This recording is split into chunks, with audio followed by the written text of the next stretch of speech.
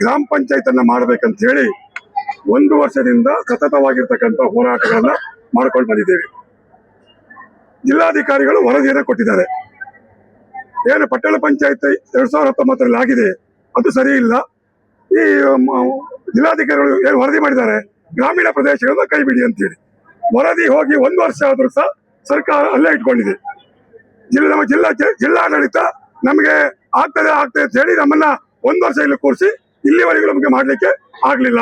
ಆದ್ರಿಂದ ನಾವೇನ್ ಮಾಡಿದ್ದೇವೆ ಕಂಡ್ರೆ, ನಾವ್ ಹೇಳಿದ್ದೇವೆ ಅವರಿಗೆ 1 ವರ್ಷ ಕಾಯ್ತೇವೆ. 1 ವರ್ಷದ ಮೇಲೆ ನಮ್ಮ ರೈತರು ನಾವು ಸುಮ್ಮನಿರುವುದಿಲ್ಲ. ನಮಗೆ ಗ್ರಾಮೀಣ ಪ್ರದೇಶಗಳ ನಡುವೆ ಅದು ಅಲ್ಲಿ forest area, wild life area, network ಇಲ್ಲ, ಪುಟ್ಟಗಳು ಪ್ರದೇಶ.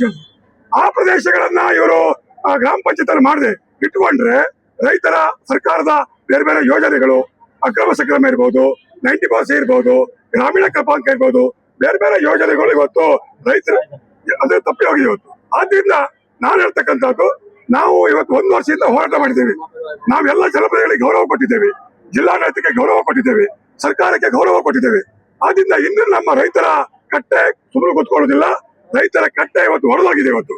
ಆದ್ರಿಂದ ಅವ್ರಿಗೆ ಗೊತ್ತಿರಬಹುದು, ಅವರಿಗೆ ಹಾಸನ, ಮಂಡ್ಯ, ಮೈಸೂರು ಭಾಗದಲ್ಲಿ ಮಾತ್ರ ರೈತರು, ನಮ್ಮ ಉಡುಪಿ ಜಿಲ್ಲೆಯಲ್ಲಿ ಇಲ್ಲ ಅಂತೇಳಿ. ಉಡುಪಿ ಜಿಲ್ಲೆಯ ರೈತರು ಏನನ್ನ ನಾವು ಇವತ್ತು ತೋರಿಸಿದ್ದೇವೆ, ಮುಂದೆ ತೋರಿಸಿಕೊಡ್ತೇವೆ ಅಂತಕ್ಕಂಥ ಮಾತನ್ನ ವಾಹಿನಿ ಮುಖಾಂತರ ಹೇಳಿಕ್ಕೆ ಇಷ್ಟಪಡ್ತಿದ್ದಾರೆ.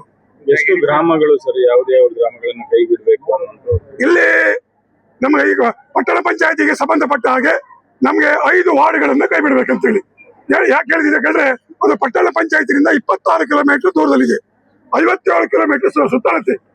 ಯಾರಿಗೂ ಇದು ಮಾಡ್ಲಿಕ್ಕೆ ಸಾಧ್ಯ ಇಲ್ಲ. ಯಾಕೆ ಯಾವುದೇ ಒಂದು ಜಿಲ್ಲಾಡಳಿತಕ್ಕಾಗಲಿ ಸರ್ಕಾರಕ್ಕಾಗಲಿ ಇದನ್ನ ಪಟ್ಟಣ ಪಂಚಾಯತ್ ಮಾಡ್ಲಿಕ್ಕೆ ಸಾಧ್ಯ ಇಲ್ಲ. ಆದ್ರಿಂದ ನಾವು ಅದ್ರ ವಿರುದ್ಧ ಹೊರಟಿದ್ದೇವೆ. ಬಹಳ ಜನ ರೈತಾಪಿಗಳ ವರ್ಗದವರೇ ಇರೋದ್ರಿಂದ ಇದನ್ನ ಮಾಡ್ಲೇಬೇಕನ್ನೋ ವಿನಂತಿಯನ್ನ ಸರ್ಕಾರ ಮುಂದೆ ಇಟ್ಟಿದ್ದಾರೆ.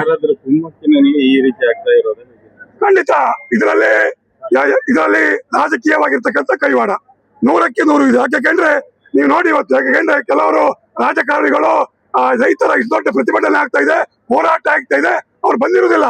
ಅದರ್ಥ ಏನು? ಅವರ ಹಿಂದಿನ ಕೈವಾಡ ಇದೆ.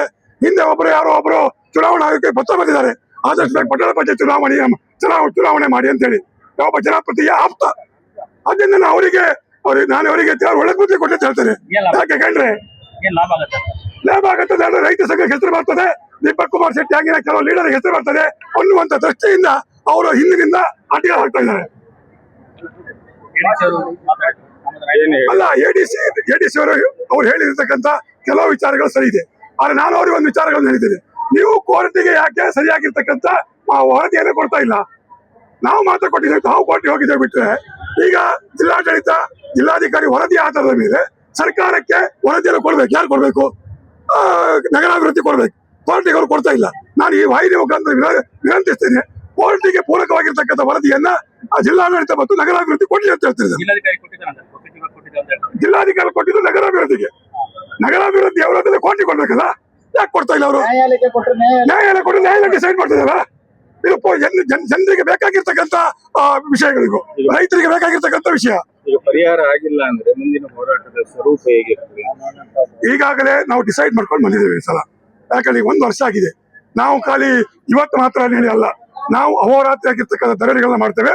ಮತ್ತೆ ನಾಳೆಗೆ ರೈತ ಆತ್ಮಹತ್ಯೆ ಮಾಡಿಕೊಂಡ್ರೆ ಜಿಲ್ಲಾಡಳಿತ ಮತ್ತು ಸರ್ಕಾರ ಹೊಣೆ. ಈಗಾಗಲೇ ಅನೇಕ ಜನರು ವಿಷಯದ ವಾಟಿ ತಗೊಂಡು ಬಂದಿದ್ದಾರೆ. ಕೆಲವರು ಇವತ್ತು ನಮ್ಮ ಶಾಲೆಯಲ್ಲಿ ಹಗ್ಗ ಹಾಕೊಳ್ಳಿಕ್ಕೆ ಹೋಗಿದ್ದಾರೆ. ಒಂದು ದೊಡ್ಡ ರೀತಿಯಾಗಿರ್ತಕ್ಕಂಥ ಆಕ್ರೋಶ ಇವತ್ತು ರೈತ ಬಾಂಧವರಲ್ಲಿದೆ. ನಾಳೆಗೆ ತೊಂದರೆ ಆದ್ರೂ ಜಿಲ್ಲಾಡಳಿತ ಹೊಡೆಯೋದಕ್ಕೆ